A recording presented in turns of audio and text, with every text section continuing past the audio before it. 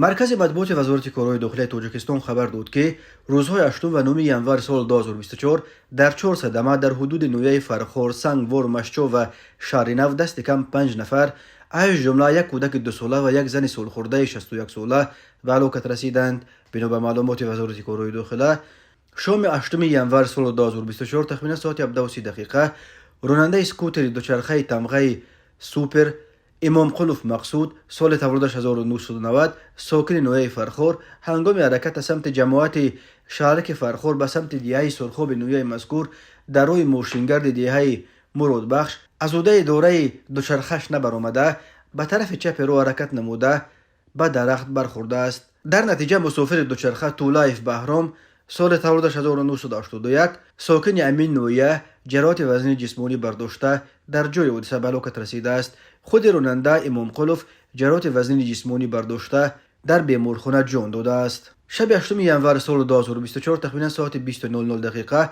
راننده ماشین تمغه خوندای ذکریازاده فردوس خوجه قاسم سال تولدش 1992 ساکن نویه مشچو هنگام حرکت در کیلومتر 352 شورای دوشنبه خوجند چنوق در حدود محله 40 سالگی دلورزین جماعت دیوات پلدارک نویه مشچو از عهده دوره واسطه نقلیات نبرآمده پیادهگرد عزیز و زلخمای سال تولدش 1963 ساکن نویه مذکور را پخش نموده است. در نتیجه پیادهگرد عزیز و جراحت وزنی جسمانی برداشته در جای حادثه به هلاکت رسیده است. صبح 9 ینور سال 2024 تخمین ساعت 9:15 دقیقه راننده ماشین تمغه اوز محمد زاده قمرعلی سال تولدش 1995 ساکن نویه سنگوار هنگام حرکت در حدود روی موشنگرد جماعت دیوات وحدت نویه مذکور از عهده دوره واسطه نقلیات نبرآمده و ماشینش را به نشیبی تقریبا 27 متر چپ نموده است. در نتیجه خود راننده محمد زاده جراحت وزن جسمانی برداشته در جای حادثه به هلاکت رسیده است. مسافر ماشین مذکور نظیر معطوف جمشید سال تولدش 1987 ساکن امین نویه جراحت وزن جسمانی برداشته در بیمارخانه بستری گردیده است.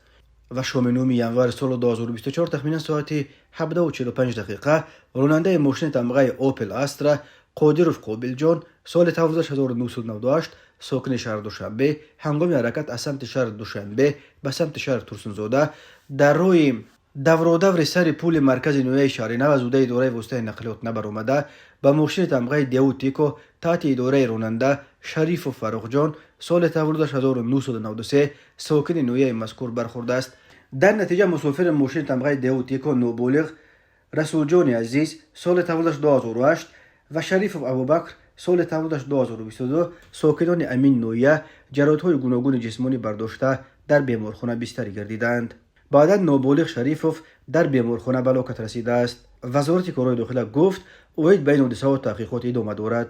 راههای تاجیکستان از لحاظ صدمه و مرگ‌آورش پرخطر دانسته می شود. هر سال بر اثر صدمه و در راههای تاجیکستان تا 400 نفر به هلاکت رسیده بیش از 1200 تن دیگر معیوب می شوند.